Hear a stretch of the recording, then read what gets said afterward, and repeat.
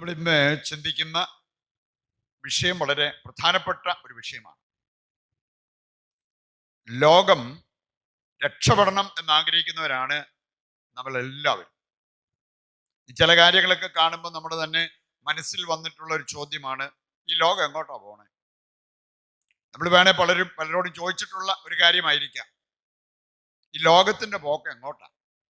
എല്ലാവർക്കും ആഗ്രഹമുണ്ട് ലോകം രക്ഷപ്പെടണം. പക്ഷെ ഈ ആഗ്രഹമുള്ളവരും എന്തുമാത്രം കാര്യം ലോകം രക്ഷപ്പെടാൻ വേണ്ടി ചെയ്യുന്നുണ്ട്? ഇതാണ് ഇന്ന് നമ്മളോട് തന്നെ നമ്മൾ ചോദിക്കേണ്ട ഒരു ചോദ്യം. ഞാനിതുപോലെ ഒരുപാട് വർത്തമാനമൊക്കെ പറഞ്ഞിട്ടുണ്ടായിരിക്കാം, പക്ഷേ ലോകത്തിന്റെ രക്ഷയ്ക്ക് വേണ്ടി ഞാൻ എന്തുമാത്രം ചെയ്തിട്ടുണ്ട്?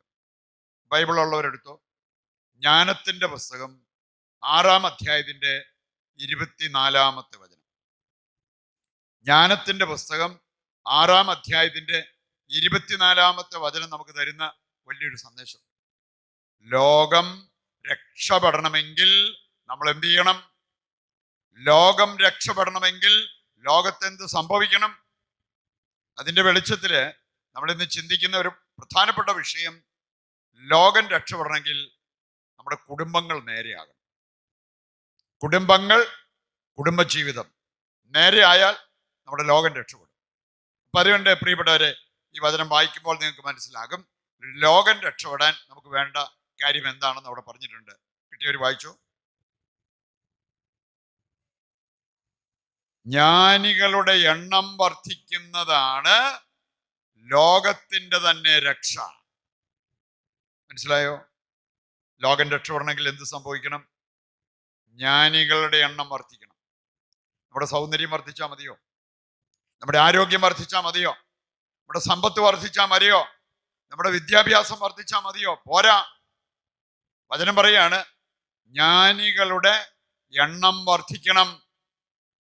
എൻ്റെ പ്രിയപ്പെട്ടവരെ, ഈ ഒരു വിഷയം വളരെ ഗൗരവപൂർവ്വം നമ്മൾ എടുത്തിട്ട് അതനുസരിച്ച് നമ്മുടെ ജീവിതത്തെ ക്രമീകരിക്കണം. സുഭാഷിതങ്ങൾ 4-ാം അധ്യായത്തിന്റെ 7-ാമത്തെ വചനവും ഇതോട് ചേർന്ന് പോകുന്നതാണ്. സുഭാഷിതങ്ങൾ 4:7 അവിടെ പറഞ്ഞിരിക്കുന്നത്, ജ്ഞാനസമ്പാദനമാണ് സർവപ്രധാനം.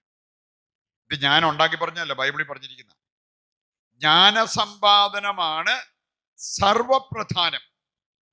എന്ത് ത്യജിച്ചും ജ്ഞാനം സമ്പാദിക്കുക. ഞാൻ ഉൾപ്പെടെ നിങ്ങളുടെ കൂടെ നിന്ന് പറയാണ്, നമ്മളിൽ എത്ര പേർക്ക് ശരിക്കും നെഞ്ചത്ത് കൈവച്ച് പറയാൻ പറ്റും, ഈ വചനം ഞാന് ശിരസാ വഹിക്കുന്ന വ്യക്തിയാണെന്ന്? എന്ത് ത്യജിച്ചും ജ്ഞാനം സമ്പാദിക്കുക, അതാണ് സർവപ്രധാനം. നമുക്കിതിനേക്കാളൊക്കെ പ്രാധാന്യം കൽപ്പിക്കേണ്ടി വന്ന എന്തെല്ലാം കാര്യങ്ങൾ നമ്മുടെ ജീവിതത്തിൽ ഉണ്ടാവും. ഇതിനേക്കാളെല്ലാം പ്രാധാന്യം നമ്മൾ കൽപ്പിച്ച ആ അവസ്ഥ നമ്മുടെയൊക്കെ കുടുംബത്തില് എത്ര പ്രാവശ്യം വന്നിട്ടുണ്ടെന്ന് നമുക്ക് ഇരുന്ന് ചിന്തിച്ചാൽ മനസ്സിലാവും. ലോകം ഈ ദർശനത്തോടു കൂടിയാണോ പോകുന്നത്? പ്രിയപ്പെട്ടവരെ, ഇത് മനസ്സിലാക്കി കഴിഞ്ഞാൽ ഒരുപക്ഷെ തിരുത്തേണ്ടത് തിരുത്താൻ നമുക്ക് സാധിക്കും. അങ്ങനെ ലോകം രക്ഷപ്പെടുന്നതിന് വേണ്ടി എൻ്റെ സംഭാവന എനിക്ക് കൊടുക്കാൻ പറ്റും. അത് നടത്താതെ നിങ്ങള് ലോകത്തിന്റെ പോക്ക് എങ്ങോട്ടാ, ലോകം എന്നാണ് രക്ഷപ്പെടാൻ പോകുന്നത്, മിണ്ടിയേക്കരുത് കേട്ടോ. അത് പറയാൻ വാതുറക്ക പോലും ചെയ്യരുത്. ഞാന് ഈ ഒരു കാര്യത്തിന് വേണ്ടി എൻ്റെ ചെറുവിരൽ പോലും അനക്കാതെ കണ്ട് ഞാനിങ്ങനെ ഘോരം പറഞ്ഞു നടന്നിട്ട് എന്ത് കാര്യം? ലോകം രക്ഷപ്പെടണമെങ്കിൽ ജ്ഞാനികളുടെ എണ്ണം വർദ്ധിക്കണം. അതിന് മറ്റെന്തിനേക്കാൾ ജ്ഞാനസമ്പാദനം പ്രധാനപ്പെട്ടതാണെന്ന് നമുക്കൊക്കെ ബോധ്യപ്പെടണം. അത് നമ്മുടെ ജീവിതത്തിലേക്ക് ഏറ്റെടുക്കാൻ സാധിക്കണം. നിങ്ങൾ 1 കൊരിന്തോസ് 9:16 വായിക്കുമ്പോൾ അവിടെ ഒരു സന്ദേശമുണ്ട് കേട്ടോ. 1 കൊരിന്തോസ് 9-ാം അധ്യായത്തിന്റെ 16-ാമത്തെ വചനം. ഈ ജ്ഞാനം 6:24 ചേർത്ത് പിടിക്കേണ്ട 2 വചനങ്ങൾ കൂടിയാണ് നമ്മൾ കാണുക. 1 കൊരിന്തോസ് 9:16 പറഞ്ഞിരിക്കുന്ന ഒരു കാര്യമുണ്ട്, ഞാൻ സുവിശേഷം പ്രസംഗിക്കുന്നില്ലെങ്കിൽ എനിക്ക് ദുരിതം. പ്രസംഗിക്കുന്നുണ്ടെന്ന് വിചാരിച്ച് എനിക്ക് അതിന് അഹങ്കരിക്കാൻ വകയില്ല. എന്നിട്ട് പറയാണ്, ഞാൻ സുവിശേഷം പ്രസംഗിക്കുന്നില്ലെങ്കിൽ എനിക്ക് ദുരിതം. നമ്മളായിട്ട് കുറെ ദുരിതം വിളിച്ചു വരുത്തിയിട്ടില്ലേ? നമുക്ക് ചെയ്യാമായിരുന്ന സുവിശേഷ വേലകൾ ചെയ്യാതിരുന്ന് നമ്മളായിട്ട് കുറെ ദുരിതം ക്ഷണിച്ചു വരുത്തിയിട്ടില്ല എന്നുള്ളത് നാം ചിന്തിക്കുന്നത് നല്ലതാണ്. ഇവിടെ പൗലോസ് അപ്പോസ്തലൻ പറയാണ്, ഞാൻ സുവിശേഷം പ്രഘോഷിക്കുന്നില്ലെങ്കിൽ എനിക്ക് ദുരിതം. ഈ സുവിശേഷ പ്രഘോഷണത്തിന് വളരെ വളരെ പ്രധാനപ്പെട്ട ഒരു കാര്യം ഇവിടെ ഇരിക്കുന്ന നമുക്ക് എല്ലാവർക്കും, എന്നെ ശ്രവിക്കുന്ന നിങ്ങൾക്ക് എല്ലാവർക്കും ചെയ്യാവുന്ന ഒരു കാര്യമുണ്ട്. അതാണ് മത്തായി 9:38 വായിക്കുമ്പോൾ നമ്മൾ കാണുക. മത്തായി 9-ാം അധ്യായത്തിന്റെ 38-ാമത്തെ വചനത്തിൽ നമ്മൾ കാണുന്നത് കർത്താവ് തന്നെ പറഞ്ഞൊരു കാര്യമാണ്. വിളവധികം, വേലക്കാരോ ചുരുക്കം. എന്താണ് അതിനുള്ള പ്രതിവിധി? വിളവിന്റെ നാഥനോട് പ്രാർത്ഥിക്കുക. ചിലർക്ക് തോന്നിയേക്കാം, ഞാനിങ്ങനെ ഊണ് ഉറക്കമില്ലാതെ ഊട്ടി നടന്ന് കുറെ കാര്യങ്ങൾ ചെയ്യുകയാണെങ്കിൽ ലോകത്തെ മാറ്റിമറിക്കാൻ പറ്റും. എൻ്റെ പ്രിയപ്പെട്ടവരെ, കർത്താവ് നമ്മളെ പഠിപ്പിച്ച ഒരു കാര്യമുണ്ട്. വിളവിന്റെ നാഥനോട് പ്രാർത്ഥിക്കുക. ഞാൻ ഓടി നടന്ന് പ്രവർത്തിക്കുമ്പോൾ ചെയ്യാവുന്നതിനേക്കാൾ കൂടുതൽ കാര്യങ്ങൾ ഞാൻ കുത്തിയിരുന്ന് പ്രാർത്ഥിക്കാൻ തയ്യാറായാൽ നടക്കും. നെഹെമിയയുടെ പുസ്തകം 1-ാം അധ്യായം അതിന്റെ ആദ്യ വചനങ്ങൾ വായിച്ചു കഴിഞ്ഞാൽ നമുക്ക് കാണാൻ സാധിക്കും. നെഹെമിയ പ്രവാചകൻ നിലത്ത് കുത്തിയിരുന്ന് അവൻ പ്രാർത്ഥിച്ചു. അവന്റെ തലയൊക്കെ കാലുകൾക്കിടയിലൂടെ നിലത്തോട്ട് ചേർത്ത് വെച്ച്, അപ്പം ആ മനുഷ്യൻ എന്തേലും കുമ്പിട്ട് എന്തുമാത്രം എളിമപ്പെട്ടെന്ന് നമുക്ക് മനസ്സിലാകും. നിലത്തോട്ട് മുഖം ചേർത്ത് വെച്ച് അവൻ പ്രാർത്ഥിച്ചു. എന്റെ ഫലം എന്തായിരുന്നു? രാജാവ് അവനെ കണ്ടപ്പോഴേ രാജാവിന് ഇവന്റെ അവസ്ഥ മനസ്സിലായി, ആവശ്യം മനസ്സിലായി. അവനോട് ചോദിച്ചു, നിന്റെ മുഖം വാടിയിരിക്കുന്നത് എന്തുകൊണ്ടാ? കാര്യം അവൻ കണ്ടെത്തി. ഇനി നിനക്ക് വേണ്ടത് എന്താണ്? നിനക്ക് പെർമിഷൻ വേണം, അതിനുള്ള അനുവാദം വേണം, നിനക്ക് അതിനുള്ള സമ്പത്ത് വേണം. രണ്ടും വന്നിരിക്കുന്നു.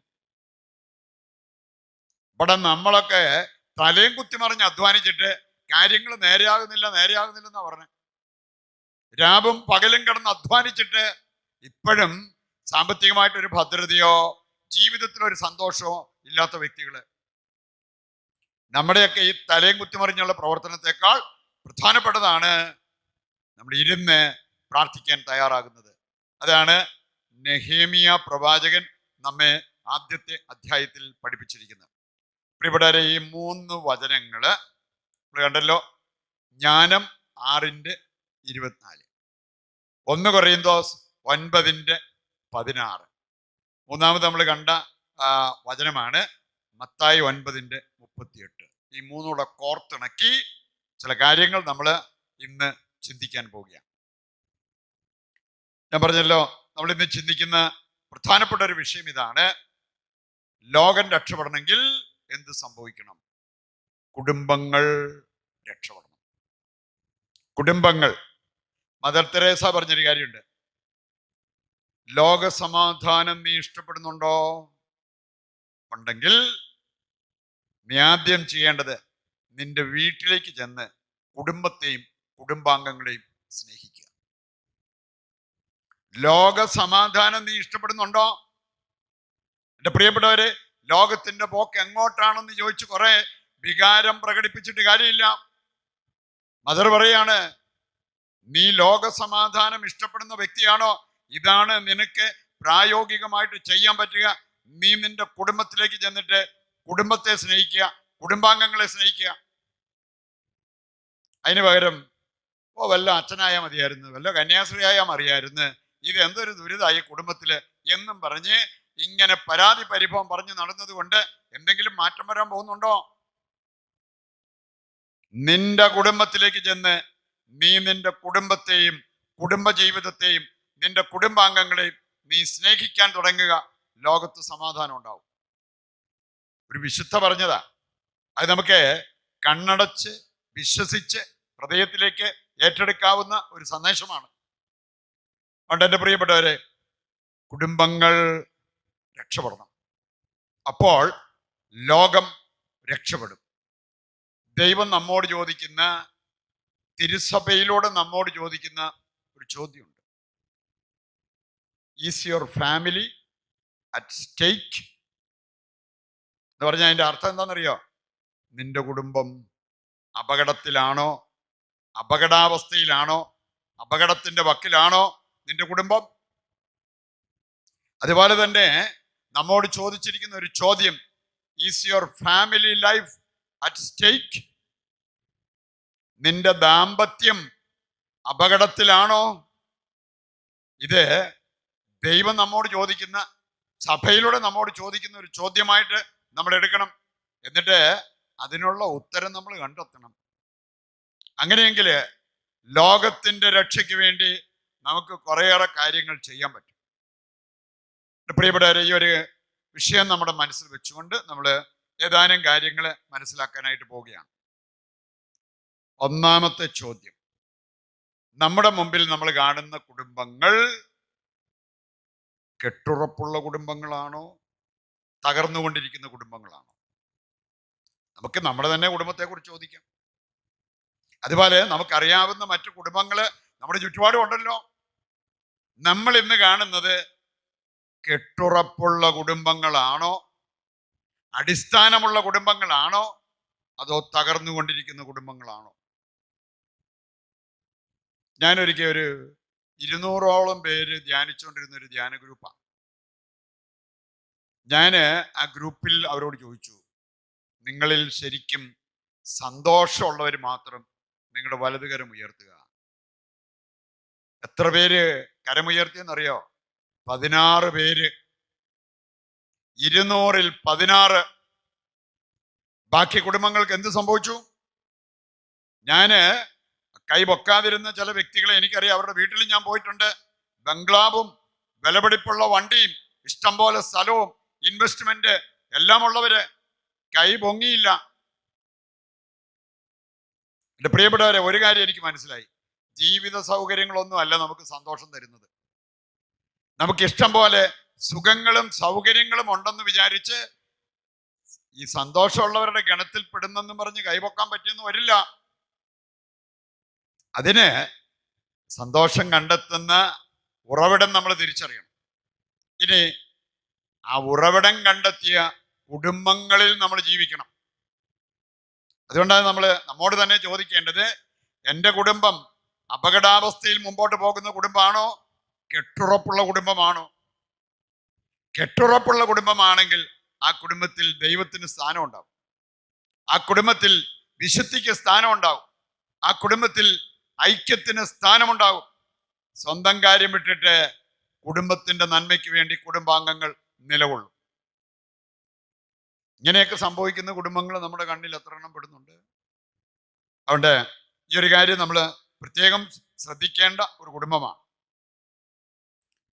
എനിക്കറിയാം മറ്റൊരു കുടുംബത്തിന്റെ അവസ്ഥ. കുടുംബനാഥൻ കണ്ണീരൊഴുക്കി പറഞ്ഞൊരു കാര്യം, അച്ഛാ ഞങ്ങൾക്ക് ചെറിയ വീടൊന്നുമല്ല, ബംഗ്ലാവ്. വീട്ടിലാകപ്പാടെ ഉള്ളത് ഞാനും എൻ്റെ ഭാര്യയും 2 മക്കളും, 2 ആൺപിള്ളേര്, പിന്നെ ഒരു സർവൻ്റ്, 5 പേര്. ഒരു 10-15 പേർക്ക് വിശാലമായിട്ട് ജീവിക്കാവുന്ന സൗകര്യങ്ങളുള്ള ബംഗ്ലാവ്. പക്ഷെ ആ മനുഷ്യൻ പറഞ്ഞത്, അച്ഛനറിയാമോ, ഞങ്ങളുടെ വീട്ടിൽ ഒരു പാത്രത്തിലാണ് ഭക്ഷണം പാകം ചെയ്യുന്നതെങ്കിലും അത് കഴിക്കുന്നത് 4 സ്ഥലങ്ങളിൽ ഇരുന്ന്. മൂത്ത മകൻ അവന് ഇഷ്ടമുണ്ടെങ്കിൽ ഇഷ്ടമുള്ള ഐറ്റം എടുത്തുകൊണ്ട് അവൻ്റെ മുറിയിൽ പോയിട്ട് മുറി കയറി കതകടച്ച് ലോക്ക് ചെയ്തിട്ട് ഒന്നുകിൽ TV അല്ലെങ്കിൽ ടാബ് അല്ലെങ്കിൽ ഫോൺ അതും കണ്ടോണ്ടാ ഭക്ഷണം കഴിക്കുന്നത്. കുറച്ച് കഴിഞ്ഞപ്പം രണ്ടാമനും പറഞ്ഞു, എൻ്റെ ചേട്ടൻ ഇങ്ങനെയല്ലേ ചെയ്യുന്നത്, ഞാനും അങ്ങനെ തന്നെ ചെയ്യാൻ പോവാ. ഈ അപ്പം പറഞ്ഞത്, ഇത് കണ്ടിട്ട് ഞങ്ങളൊക്കെ സന്തോഷമായിട്ട് ഭക്ഷണമൊന്നും കഴിക്കാറില്ല അച്ഛാ, ജീവൻ കിടക്കാൻ വേണ്ടി എന്തെങ്കിലും കടിച്ചു പറിച്ച് തിന്നെന്ന് വരുത്തി. ബംഗ്ലാവ് ഉണ്ടായിട്ട് എന്ത് സംഭവിച്ചു? ബംഗ്ലാവ് ഇഷ്ടം പോലെ തിന്നാനും കുടിക്കാനും ഉണ്ടായിട്ട് എന്ത് സംഭവിച്ചു? അവിടെ പറഞ്ഞിരിക്കുകയാണ്, അവർ സന്തോഷമായിട്ട് ഒന്നിച്ചിരുന്ന് ഒരു ഭക്ഷണം കഴിക്കുന്ന അവസ്ഥ പോലും ഇല്ലെന്ന്. ഞാൻ കണ്ടിട്ടുണ്ട് വേറെ ചില ചെറിയ സൗകര്യങ്ങളോട് കൂടിയ വീട്, വേണേ ചെറ്റ കുടില്, പക്ഷെ ആ കുടുംബാംഗങ്ങള് നിസ്സാര ഭക്ഷണമാണെങ്കിൽ പോലും വലിയ വിഭവസമൃദ്ധമായിട്ടുള്ള ഭക്ഷണം അല്ലെങ്കിൽ പോലും ഒന്നിച്ചിരുന്ന് ആ ഭക്ഷണം കഴിക്കുന്നു, അങ്ങോട്ടും ഇങ്ങോട്ടും വിളമ്പി കൊടുക്കുന്ന, വേണമെങ്കിൽ ചിരിയുണ്ട്, വർത്തമാനമുണ്ട്, സന്തോഷമുണ്ട്. പ്രിയപ്പെട്ടവരെ, വചനം പറയുന്നൊരു കാര്യമുണ്ട് കേട്ടോ. വെറുപ്പോടെ കഴിക്കുന്ന വിഭവസമൃദ്ധമായ ഭക്ഷണത്തെക്കാൾ നല്ലതാണ് സന്തോഷത്തോടെ കഴിക്കുന്ന സസ്യാഹാരം. നമ്മുടെയൊക്കെ കുടുംബത്തില് എന്തിനാണ് സ്ഥാനം കൊടുത്തിരിക്കുന്നത് എന്ന് നമ്മൾ തിരിച്ചറിയണം.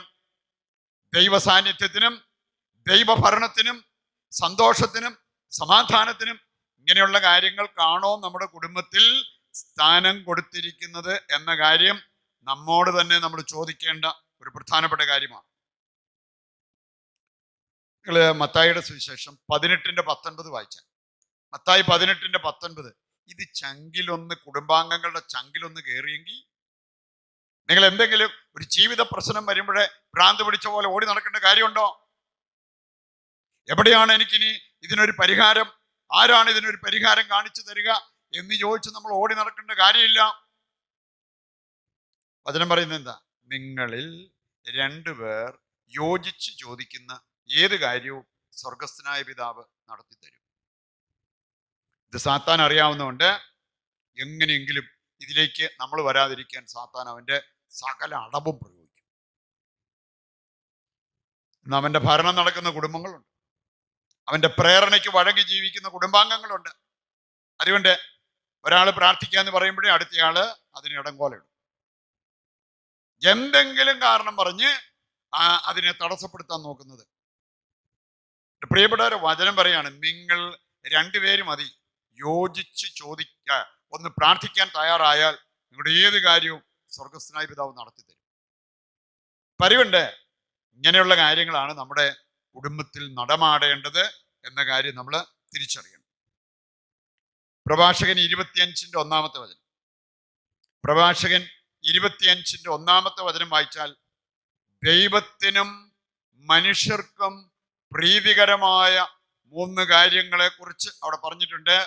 ചില ക്രിസ്ത്യാനികൾ ഇന്ന് വരെ അവരുടെ കണ്ണി വചനഭാഗത്ത് പെട്ടിട്ടില്ല. അതുകൊണ്ട് സാത്താൻ എന്ത് ഇഷ്ടാണെന്നറിയോ, സാത്താൻ എന്തൊരു സന്തോഷാണെന്നറിയോ.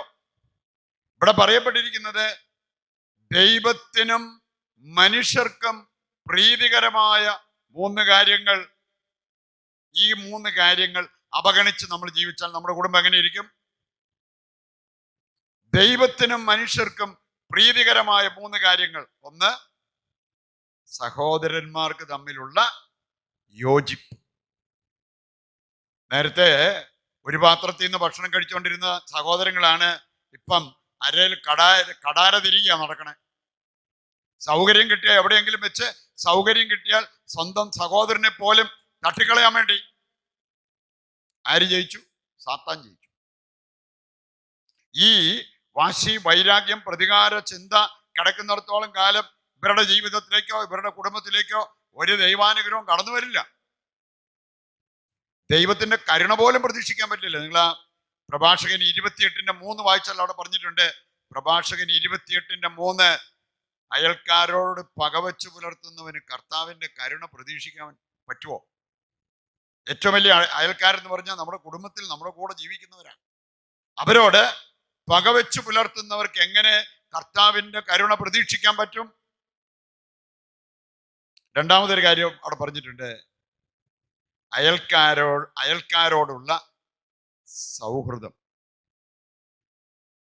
സഹോദരന്മാർക്ക് തമ്മിലുള്ള യോജിപ്പ്, അയൽക്കാർക്ക് തമ്മിലുള്ള സൗഹൃദം. ഞാൻ ഒത്തിരി കുടുംബങ്ങളിൽ നിന്ന് കേട്ടിട്ടുള്ള കാര്യമാണ്. ഒരു 5-6 വീട് അപ്പുറത്തുള്ളവരുമായിട്ട് ഒരു കുഴപ്പമില്ല, ഭയങ്കര സ്നേഹം. ഒരാള് എന്തെങ്കിലും ഒരു ഭക്ഷണം ഉണ്ടാക്കിയ മറ്റേയാള് വേറൊരു ഭക്ഷണം ഉണ്ടാക്കും, 2 പേരും കൂടെ ഒന്നിച്ച് ഏതെങ്കിലും വീട്ടിലിരുന്ന് കഴിക്കും. സ്വന്തം അയലോക്കം ഒയ്യോ കണ്ണിന് കണ്ടുകൂടാ. എങ്ങനെയെങ്കിലും അവരെ ദ്രോഹിക്കുക, എങ്ങനെയെങ്കിലും അവരെ തറപറ്റിക്കുക. ദൈവത്തിനും മനുഷ്യർക്കും ഒരുപോലെ പ്രീതികരമായ ഒരു കാര്യത്തെക്കുറിച്ച് പറഞ്ഞിരിക്കുകയാണ്, അയൽക്കാരുമായിട്ടുള്ള സൗഹൃദം. മൂന്നാമത്തെ കാര്യമാണ് ഭാര്യ ഭർത്താക്കന്മാർക്ക് പരസ്പരമുള്ള ലയം. എന്റെ പ്രിയപ്പെട്ടവരെ, ഇന്ന് ഈ 3 മേഖലയിൽ സാത്താൻ ശരിക്കും കയറി ഭരണം നടത്തുന്നതായിട്ട് കാണാൻ പറ്റും. അതുകൊണ്ടാണ് സഹോദരന്മാർക്ക് ഒന്നിച്ച് നിൽക്കാൻ പറ്റാത്തത്. അതുകൊണ്ടാണ് അയൽക്കാരോട് ഈ പക വെച്ച് പുലർത്തേണ്ടി വരുന്നത്. അതുകൊണ്ടാണ് ഭാര്യ ഭർത്താക്കന്മാർ വേണമെങ്കിൽ രണ്ട് മുറിയിലായിരിക്കാം വർഷങ്ങളായിട്ട് കിടപ്പ്. ആ ദാമ്പത്യ ധർമ്മം പുലർത്താതെ കണ്ട് അങ്ങനെ വിട്ടു നിൽക്കുന്ന ദമ്പതിമാരെ കണ്ടെന്ന് വരും. പ്രിയപ്പെട്ടവരെ, കർത്താവിന് സന്തോഷമുളവാക്കുന്ന കാര്യങ്ങൾ സന്തോഷത്തോടെ ഏറ്റെടുക്കുന്നവരുടെ ജീവിതത്തിൽ ദൈവത്തിന്റെ അനുഗ്രഹം ഉണ്ടാവും.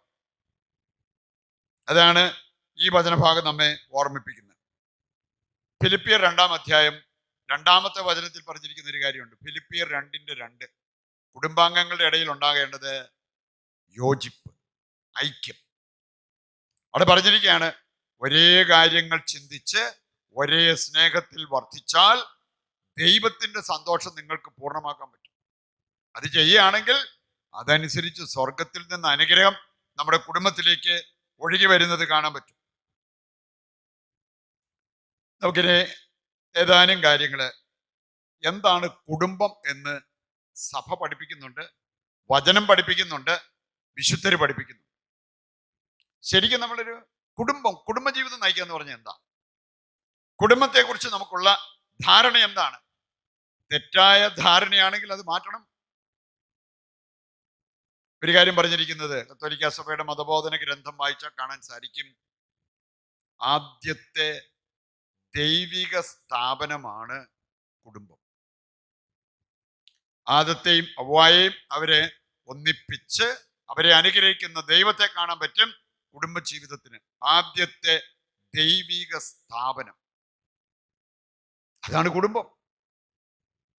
പിന്നെ നിങ്ങൾ കത്തോലിക്ക സഭയുടെ മതബോധന ഗ്രന്ഥം 2204 മുതൽ അങ്ങ് വായിക്കുകയാണെങ്കിൽ അവിടെ പറഞ്ഞിരിക്കുന്ന ചില കാര്യങ്ങള് വളരെ പ്രധാനപ്പെട്ട കാര്യങ്ങളാണ്. കുടുംബം സഭാത്മക കൂട്ടായ്മയുടെ സവിശേഷമായ ഒരു പ്രദർശനവും സാക്ഷാത്കാരവുമാണ്. ആകയാൽ അത് ഗാർഹിക സഭ എന്ന് വിളിക്കപ്പെടണം. സഭയുടെ ഒരു ചെറിയ പതിപ്പാണെന്ന് കുടുംബം.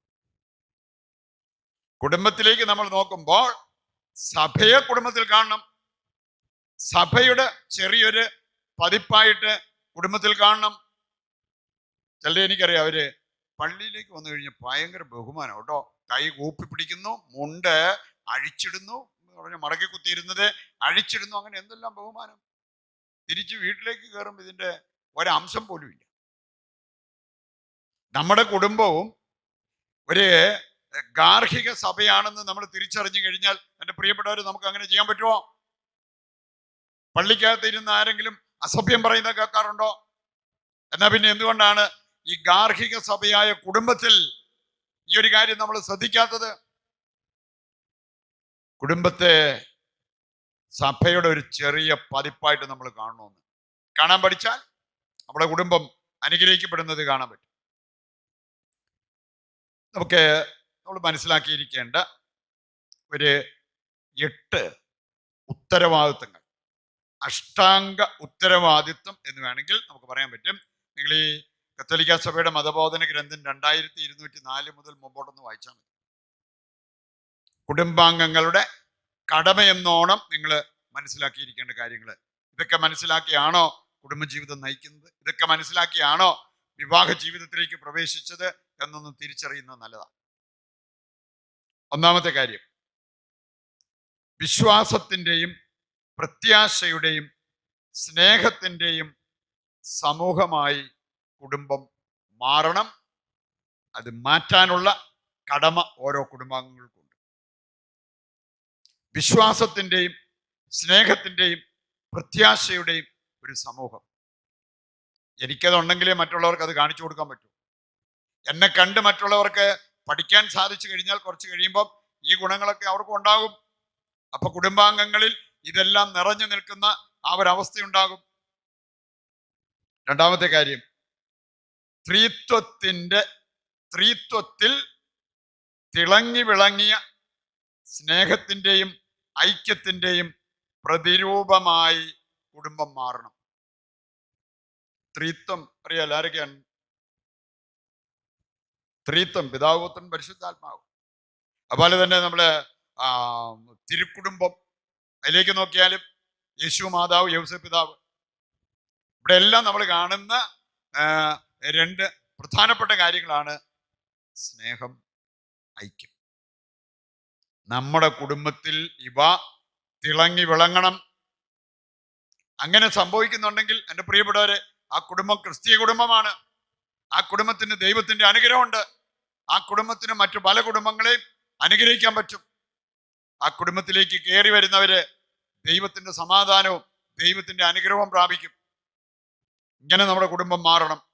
അതിന് നമ്മുടെ ഉത്തരവാദിത്വം നമ്മൾ നിറവേറ്റണം. മൂന്നാമത്തെ കാര്യം പറഞ്ഞിരിക്കുന്നത്, കുടുംബാംഗങ്ങൾ പരസ്പരം ബഹുമാനിക്കണം.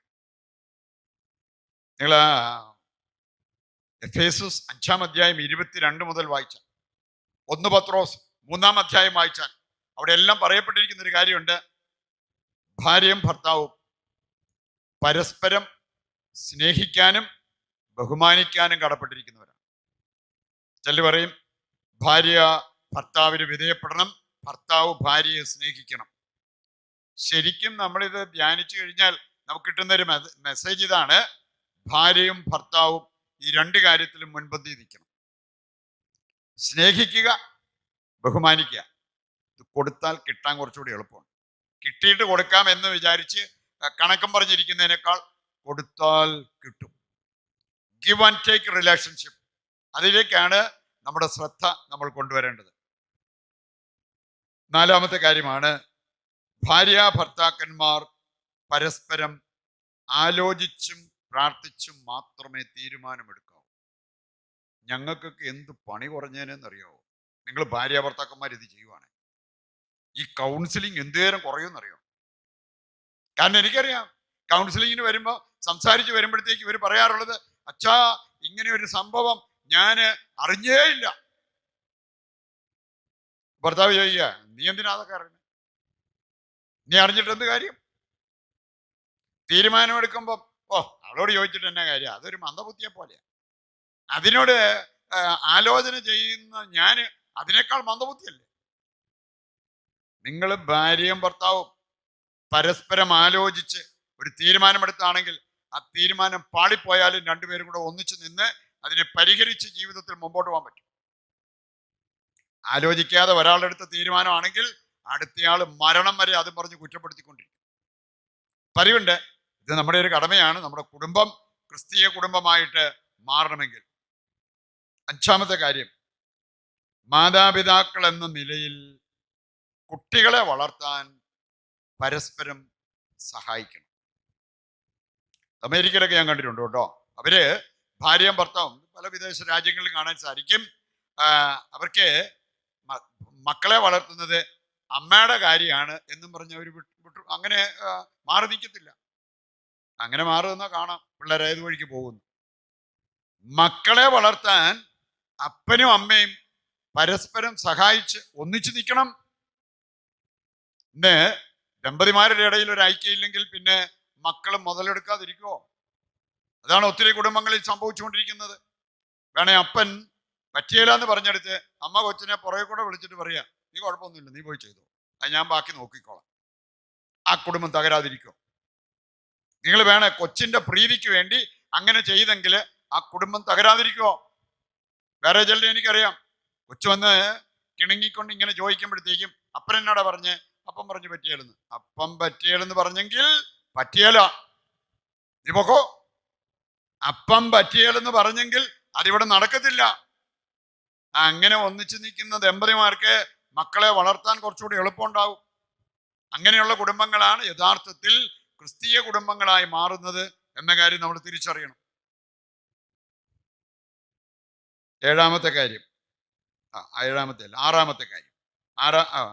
ആറാമത്തെ കാര്യമാണ് കുട്ടികളെ വിദ്യ അഭ്യസിപ്പിക്കണം, പുണ്യങ്ങൾ പരിശീലിപ്പിക്കണം.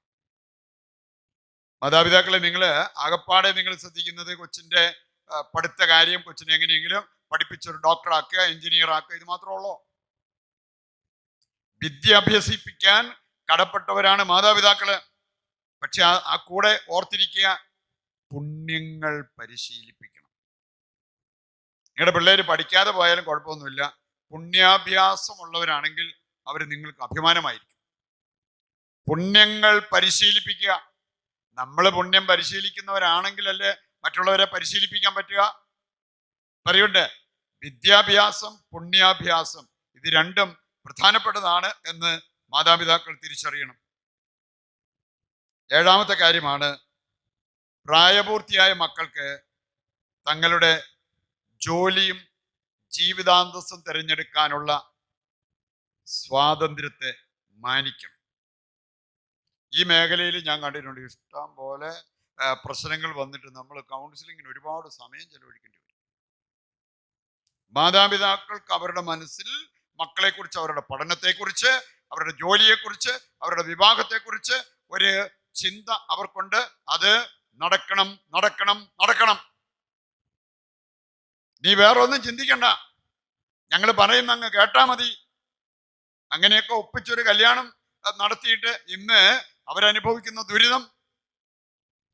മാതാപിതാക്കളെ, നിങ്ങൾ ഒരു കാര്യം മനസ്സിലാക്കണേ, ഇത് നിങ്ങളുടെ കടമയാണ്. മക്കൾ വളർന്നു വന്നു കഴിഞ്ഞാൽ അവർക്ക് അവരുടെ ജോലി അല്ലെങ്കിൽ ഏത് ഫീൽഡിലേക്കാണ് അവർ പോകേണ്ടത്, അവരുടെ വിവാഹം, അങ്ങനെയുള്ള കാര്യങ്ങൾ തിരഞ്ഞെടുക്കാനുള്ള അവരുടെ അവകാശത്തെ മാനിക്കണം. എട്ടാമത്തെ കാര്യം, അതാണ് അവസാനത്തെ എട്ടാമത്തെ കാര്യം, ഇതാണ്. നിങ്ങളുടെ മക്കൾക്ക് ദൈവവിളി ഉണ്ടെന്ന് അവർക്ക് തോന്നുന്നെങ്കിൽ, അതല്ലെങ്കിൽ അത് കണ്ടെത്താൻ അവര് പരിശ്രമിക്കുന്നെങ്കിൽ, പ്ലീസ് സപ്പോർട്ട് ദം. നിങ്ങൾ അവരെ അതിന് സപ്പോർട്ട് ചെയ്യണം. ഇന്ന് എത്രയോ കുടുംബങ്ങളുടെ കാര്യം എനിക്കറിയാം. ഒറ്റമകൻ അച്ഛനാ, ഒറ്റമകൻ ബിഷപ്പായി. ആ മാതാപിതാക്കൾക്ക് ഒന്നിനും ഒരു കുറവും വരാത്ത വിധം അവരെ നോക്കുന്നുണ്ട്. ഞാൻ കണ്ടിട്ടുണ്ട് 5 മക്കള്, 5ആം മക്കള്, 6ആം മക്കള്, ഇതെല്ലാം ഉണ്ടായിട്ട് അവരുടെ മാതാപിതാക്കള് ആണ്ട വൃദ്ധമന്ദിരത്തിലുണ്ട്. നിങ്ങൾക്ക് 5 മക്കളെ കെട്ടിച്ചു വിടാൻ പറ്റിയിട്ട് എന്തുകൊണ്ടാണ് ആ മക്കളിൽ ഒരാളുടെ കൂടെ ജീവിക്കാൻ പറ്റാത്തത്? പറയണ്ടേ, മാതാപിതാക്കളെ ഒരു കാര്യം ഓർത്തോളുക, നിങ്ങളുടെ ഭാവി വിചാരിച്ച് മക്കൾക്ക് ദൈവവിളി ഉണ്ടെങ്കിൽ അതിനെ തടസ്സപ്പെടുത്തിയേക്കരുത്. അവർക്ക് അങ്ങനെ ഒരു ദൈവവിളി ഉണ്ടെങ്കിൽ അതിനെ പ്രോത്സാഹിപ്പിക്കുക. നിങ്ങളുടെ കാര്യം ഉടയ തമ്പുരാൻ പൊന്നുപോലെ നോക്കിക്കോളും.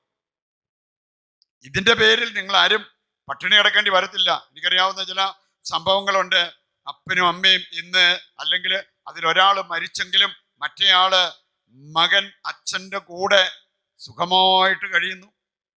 അവിടെ അവിടെ ഇടവകയിൽ വേണ്ട സകല കാര്യങ്ങളും അവർ ചെയ്തു കൊടുക്കുന്നു. ആ അമ്മച്ചി ആ അപ്പച്ചനെ അച്ഛൻ പൊന്നുപോലെ നോക്കുന്നു. അവർക്കൊരു സങ്കടവും ഇല്ല.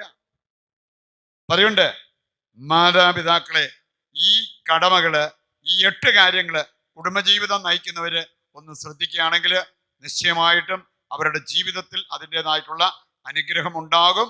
ദൈവത്തിന്റെ അനുഗ്രഹം ആ കുടുംബത്തിലേക്ക് വർഷിക്കപ്പെടുന്നത് നമുക്ക് കാണാൻ പറ്റും.